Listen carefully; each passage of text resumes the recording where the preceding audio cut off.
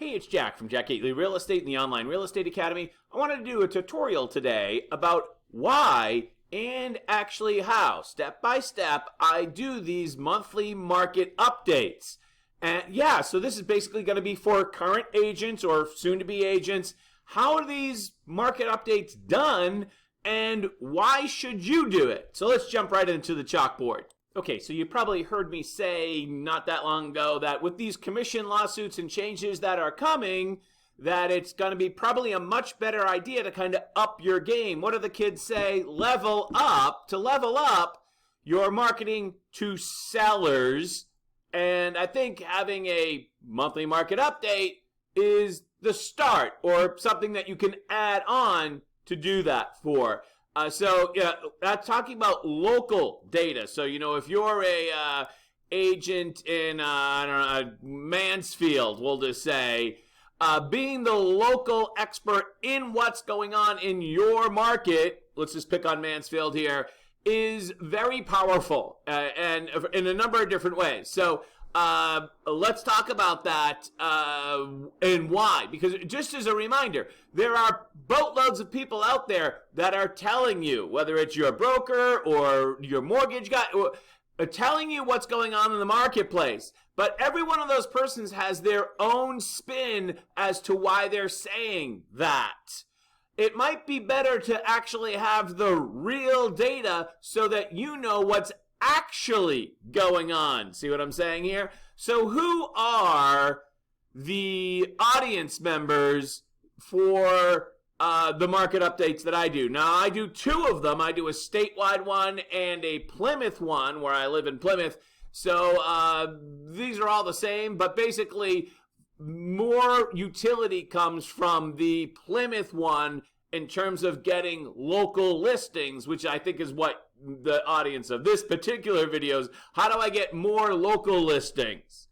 And right off the bat, the audience for this is actually me. It's actually me. Or you, I guess, is the way to think about it. What do you mean, Jack? I already know what's going on in my... No, you don't. You don't actually know until you do the work to know. And the way to find out the work is build the charts that you see in my monthly market updates. Once you build the charts, then you know. That makes me the expert, not only in theoretically, but in reality. It's my homework. I think that's the good way to think about it. By doing this market update every month, I'm basically doing my homework on my local market. So when someone asks me, and almost always this is kind of like an offline discussion, I'm at a barbecue and somebody asks me, hey, Jack, how's the real estate market? And I can actually reference the homework that I just did and be much more knowledgeable for me and for them. If the national perception is prices are declining, but that's not true in Plymouth because every market is local, I'll have that knowledge right off the top of my head because I did the homework. So the biggest audience, aside from myself, for this information is actually to use the information that I post on Facebook and YouTube, is to use the information in the offline discussions. You see, I still believe that the best way to gain clients, even though I do all this online stuff, the best way to gain clients is through a one-to-one relationship where they know and trust you, right? And basically doing this homework allows them to trust me. And then they can actually go watch the videos because I actually send the videos individually to my clients and future clients so that it verifies their initial trust level, if that makes any sense. And the fourth audience I have for this is my agents.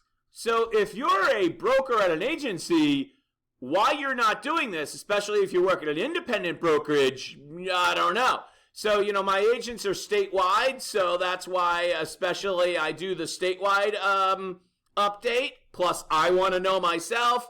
And I do have a good number of agents in Plymouth, so that's why. So the Plymouth one is kind of like a twofer. Not all of my agents are in Plymouth. In fact, most aren't. But there's another added audience, so they can be up to date on what's happening and not just depend upon the national headlines, which lose some precision when you're looking at the Massachusetts market only. Aw, Jack, I work at a big agency, and they give us all these fancy graphics and everything. Well, that's nice, but understand that does not build any relationship, really. Everyone knows that you're just spitting out the same graphic that every other agent at that same agency has. It does not build distinction to you. It does not build distinction to you, which is the name of the game, right? To stand out, right? To be, exactly. So while you might be posting that stuff, it's the, I don't want to be rude, it's the lazy way. Well, your charts aren't really that good looking, Jack. Well, that's true. They're not really good looking, but they are simple. They're very easy to understand, and they're made with Google, which is free. Google Charts, Google Spreadsheets, it's free. So there's a lot of advantages there. Let's get into exactly how we make these. I do want to say that I use MLS Pin data, and if you're not a member of MLS Pin, if you remember some other MLS Pin, or excuse me, some other MLS, you could probably run these same type of charts from that MLS, whether that's in Massachusetts or elsewhere, but I use MLS Pin data, which is available to me as a subscriber to MLS Pin.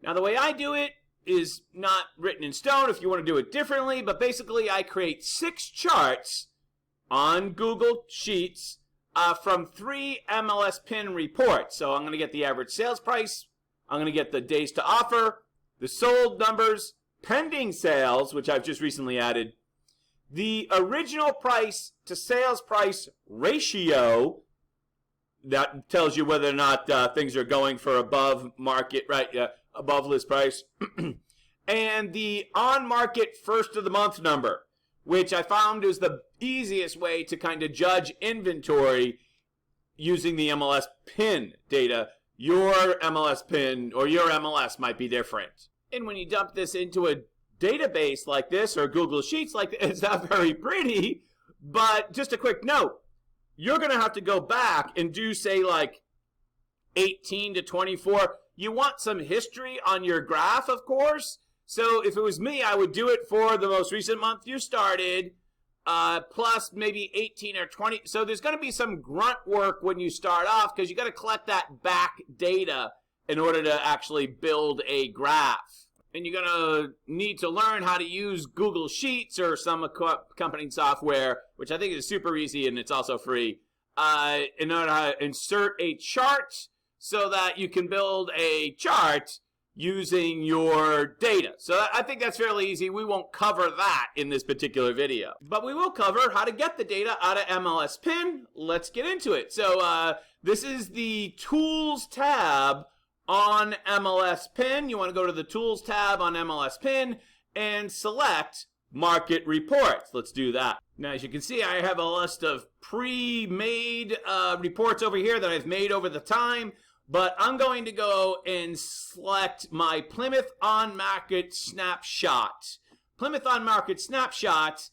Now, the problem is it's got the wrong date. Now, if you're an MLS Pin member, it should be fairly easy to make a market snapshot for Mansfield or whatever. So all you do is click Edit and then correct the date. I'm picking here the first of the month because this is how I'm going to get the on-market number for the first of the month, which is obviously August 1st in this particular video. Click search, and there we go. On market, August 1, 2023, we have 55 single-family homes on the market. Now, we'll also compare it to the current day, which is the 9th. We have now 59 single-family homes on the market on the 9th, so it went up 4 homes. you can easily go over here, and this is not an MLS pin tutorial, and change your catchment area. So just for kicks, we'll add in Mansfield, and we'll hit search now. There's only 6 houses for sale as of August 1st in Mansfield. Wow. And only 3 as of today, August 9th. Wow, that is some tight supply for sure. By the way, if you don't know how to make these reports, it's pretty simple. You just, again, click Market Reports, go up and click New Reports, and there's a drop-down menu up here, Market Share. Some of these reports might not be available to salespersons. They might only be available to the broker of record, but we're looking for the total sold market statistics and the on-market snapshot and pending statistics. Those 3 that are right there on the top. You want to create and save these for your town. And again, in the beginning, when you do this the first time, you're going to have to replicate this and go back in time, month by month, 18, 20. I would do 24 months if you could. I think that would be better so that you have that historical data so you have something to actually put on the chart. So that's a little grunt work, but it's worth it. So I already have my total market statistics for Plymouth. I already have that, and I just have to pre-run it. But if you look here, I got the date wrong, so just click Edit, and you can put in the date, 7/1/2023, 7/31/2023, and it will give me the updated numbers. I think the numbers I had there were from 2016, because I had the date wrong. Those are pretty funny numbers. And this is going to give me all sorts of information. First, it's going to, up in the corner here, you're going to see the date that I run the report. I'm looking at single family homes. I'm looking at sold status and the date range, and the town is Plymouth. So you want to make sure all of that, you see that part I have updated in blue up at the corner there? You want to make sure that's all correct, because this is the chart that's going to give you the most information. 56 homes sold. If we go down here to the very bottom, total properties, that's where we're going to get a lot of our data from. 56 homes sold. Average days on market. I don't actually use that because I don't think it's as accurate as days to offer, and I think that's what sellers want. They want to know, if I put the house on the market on the 1st of the month, on average, when will I actually get an offer that I like and accept? That's 29 days. So I use days to offer rather than days on market. I think it's more accurate to the real life experience of the seller. Then there's the average price right there. You get that. There's average list price. I don't actually chart that. If you want to, go right ahead. That's not as important to me as the ratio. The ratio, and that's the final column here on the far right, which is the ratio between sales price and original price. And for Plymouth in July of 2023, that was 102. Remember, you're going to take the number of solds, the days to offer, the average sales price, and the sales price to original price ratio, and you're going to put them all in one of your Google charts. And just for kicks, by the way, I went back and entered in the year 2016. So this is July of 2016. The average sales price was $352. Wow, what a different world it was then. Sellers were only getting 96% of their sales price, of their original posted price, and we had 78 closings. It took, on average, 44 days to get an offer accepted. So you can go in the Wayback Machine if you want to using this tool. It's very powerful. Now, going back to July 2023, what is also very powerful is that they put this into price range brackets. So you can kind of see where the meat of the market is, so to speak, and where things are going. Based upon whether it's a value property or a luxury property or the meat of the market, where are most things? Most things are selling, if we look at the volume of sales for July 2023, most things sold between 500 and 800,000. That's kind of the meat of the market right there. That accounts for, what was that, 26 closings out of the total 56. 500 to 800,000. So you can dive deeper. I don't tend to dive deeper in my monthly reports, but if I'm looking at a particular price range for a buyer and or a seller, then I will dive deeper. And I know where to get this information when I need it on a particular property by property basis, but I don't actually put it in the monthly report unless something really like jumps out at me. Then the third report I run is the pending sales report. And as you can see, I have this up here in blue, pending statistics and single family homes, the correct date range. You always want to make sure you get the date range correct. And this is for Plymouth only, and it will tell me how many properties went pending in July. In this case, July 2023, we had 68 homes go pending. You can also see their status under agreement, contingent, sold. Some of the stuff that actually went pending in July, 5 of those have already sold. And we have 7 in some other status. I don't even know what that means. But the gross number is what I'm looking at here, 68. And, of course, that's going to go into your chart from Google. Right. We already talked about that. Once again, those 3 reports are under this report type: on-market snapshot, pending statistics, and total sold market statistics.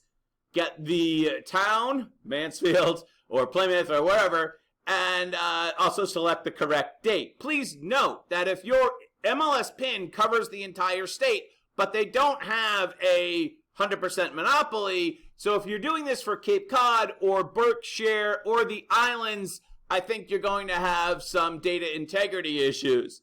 But the rest of the state, which is like 80% of the rest of the state, your data is going to be fine on a town-by-town basis. I should add, if you're using MLS PIN, which is what I use. Jack, what software do you use to actually create these videos? Well, almost all of the videos on my channel, almost all of them, are created with ScreenPal, or I used to call it Screenomatic. It's now called ScreenPal. It's a very easy piece of software, and I edit as I go along, so when I'm done recording the video, it's all also edited, which is great. And I'm sure I've been using it for years. There might be a learning curve, but this is the one I use. I'm sure there are others, and it just connects with your webcam, which is all I use to record these videos. You can go fancier, or yeah, there's a lot of different options. This is what I use. I do have an external microphone, but you could probably use the microphone that comes with your webcam as well. We could probably make another whole video or series of videos about how to make videos. We won't, other than to remind you that your audio is super important and your lighting is super important. So make sure you have enough light and make sure that you have a good sound on your microphone, okay? Not too loud, you get it. Screenomatic or ScreenPal allows you to adjust the volume if you have like an issue, with that. So that's a nice feature of the software. Jack, why would you give away all this information? Why would you give away your secrets, Jack? Well, my hope is that 1 or 2 of you, or maybe more, but a small amount of you would actually go out and do this. I think it's going to make you a better agent. I think it's going to make you more successful. And then hopefully you'll come back and send me more students for the Online Real Estate Academy, hint, hint. Or you'll take your broker class here, hint, hint. Or you're continuing, or maybe you'll join the agency, right? All those things. But for those of you who aren't going to do it and just take the information, that's fine too. I hope it helps you be a better and more successful agent. That's the name of the game with this YouTube channel. So I guess for now, that's pretty much it. I'm Jack from Jack Gately Real Estate and the Online Real Estate Academy. Thank you so much for watching and have a great day.